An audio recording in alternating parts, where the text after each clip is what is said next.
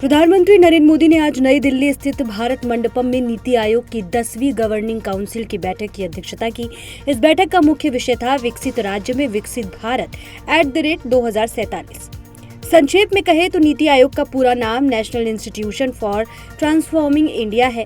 यह सरकार का प्रमुख रणनीतिक थिंक टैंक है जो देश की सामाजिक और आर्थिक प्रगति के लिए दूरगामी नीतियां तैयार करता है। ऑपरेशन सिंदूर के बाद प्रधानमंत्री की यह पहली बड़ी बैठक थी जिसमें राज्यों के मुख्यमंत्रियों और केंद्र शासित प्रदेशों के उपराज्यपालों ने भाग लिया। नीति आयोग के अध्यक्ष प्रधानमंत्री नरेंद्र मोदी ने बैठक को संबोधित करते हुए कहा कि हमें विकास की गति को और तेज करना होगा। अगर केंद्र और सभी राज्य मिलकर टीम इंडिया की भावना से काम करें तो कोई भी लक्ष्य असंभव नहीं रहेगा। प्रधानमंत्री मोदी ने आगे कहा कि हर राज्य को कम से कम एक पर्यटन स्थल को वैश्विक मानकों के अनुरूप विकसित करना चाहिए जहाँ सभी आवश्यक सुविधाएं और आधारभूत ढांचा उपलब्ध हो। एक राज्य एक वैश्विक गंतव्य का यह दृष्टिकोण न केवल पर्यटन को बढ़ावा देगा बल्कि आसपास के शहरों के विकास का माध्यम भी बनेगा। उन्होंने यह भी कहा कि भारत तेजी से शहरीकरण की ओर बढ़ रहा है। ऐसे में हमें भविष्य के लिए तैयार शहरों के निर्माण की दिशा में काम करना होगा। हमारे शहरों का विकास, नवाचार और स्थायित्व ही उनका इंजन बनना चाहिए। बैठक के दौरान आंध्र प्रदेश के मुख्यमंत्री चंद्रबाबू नायडू ने जीडीपी वृद्धि, जनसंख्या प्रबंधन और आर्टिफिशियल इंटेलिजेंस के उपयोग जैसे महत्वपूर्ण विषयों पर 3 सब ग्रुप्स के गठन का प्रस्ताव रखा। प्रधानमंत्री नरेंद्र मोदी ने बैठक में आंध्र प्रदेश के विकास ब्लूप्रिंट की सराहना की और अन्य राज्यों से आग्रह किया कि वे भी इन सुधारों का अध्ययन करें और उससे सीख लें। नीति आयोग की यह बैठक ऑपरेशन सिंदूर के बाद प्रधानमंत्री नरेंद्र मोदी की मुख्यमंत्रियों और उपराज्यपालों के साथ पहली बड़ी बातचीत थी। इसमें अधिकांश राज्यों के मुख्यमंत्री और केंद्र शासित प्रदेशों के उपराज्यपाल मौजूद रहे।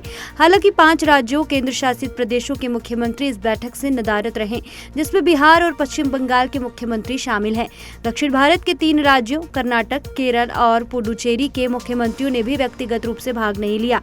पुडुचेरी के मुख्यमंत्री एन रंगासामी जो एनडीए से जुड़े हुए हैं, उनकी अनुपस्थिति का कारण आधिकारिक तौर पर स्पष्ट नहीं किया गया है। कर्नाटक के मुख्यमंत्री सिद्धारमैया ने बैठक में भाग नहीं लिया, लेकिन उनके करीबी सूत्रों ने बताया कि उन्होंने बैठक का बहिष्कार नहीं किया है, बल्कि वे पूर्व निर्धारित राज्य स्तरीय कार्यक्रम में व्यस्त थे।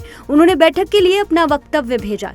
केरल के मुख्यमंत्री पिनाराई विजयन ने भी व्यक्तिगत रूप से शिरकत नहीं की, लेकिन राज्य के वित्त मंत्री के.एन. बालगोपाल को अपने प्रतिनिधि के रूप में भेजा। गौरतलब है कि पिछले साल भी विजयन की अनुपस्थिति में बालगोपाल ही राज्य की ओर से बैठक में शामिल हुए थे।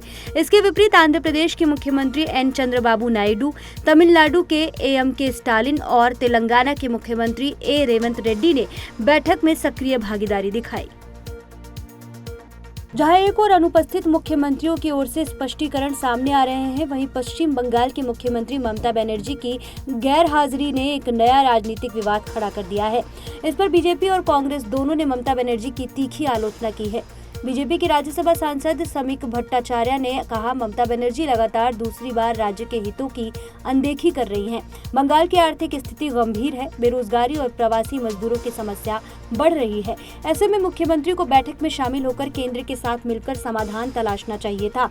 उन्होंने ममता के निर्णय को राजनीतिक अहंकार बताया। कांग्रेस नेता अधीर रंजन चौधरी ने भी ममता के फैसले को गलत ठहराया। उन्होंने कहा, नीति आयोग की यह बैठक विकसित भारत @2047 के विजन पर केंद्रित थी। मुख्यमंत्री इसमें भाग लेकर कई अहम मुद्दे उठा सकती थी।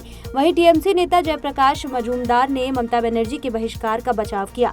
उन्होंने कहा, पिछली बार उनके भाषण के दौरान माइक म्यूट कर दिया गया था, जो कि एक तरह का अपमान था। ऐसे में वह फिर से क्यों शामिल होती। गौरतलब है कि 27 जुलाई 2024 की नीति आयोग बैठक में भी ममता बनर्जी ने आरोप लगाया था कि उन्हें केवल 5 मिनट बोलने दिया गया, जबकि अन्य वक्ताओं को 10 से 20 मिनट का समय मिला। हालांकि केंद्र सरकार और पीआईबी ने उनके आरोपों को फैक्ट चेक कर खारिज कर दिया था। रोहित और कोहली के संन्यास के बाद अब भारत की नई टेस्ट टीम की नींव रख दी गई है। 20 जून से शुरू होने वाली इंग्लैंड सीरीज के लिए बीसीसीआई ने 18 सदस्यीय टीम की घोषणा कर दी है। शुभमन गिल को टेस्ट टीम की कप्तानी सौंपी गई है, जबकि ऋषभ पंत उप कप्तान होंगे।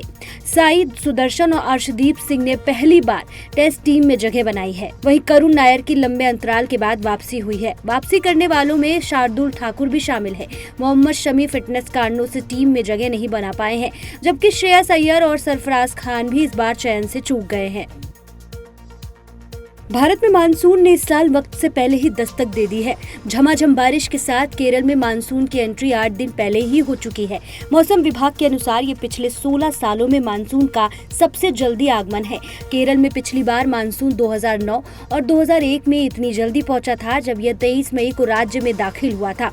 आमतौर पर यहाँ मानसून के आने की सामान्य तिथि 1 जून होती है। भारतीय मौसम विभाग के मुताबिक मानसून के जल्दी आने की वजह अरब सागर और गोवा कोंकण तट पर बना निम्न दबाव क्षेत्र जो अगले कुछ दिनों तक मौसम को प्रभावित कर सकता है।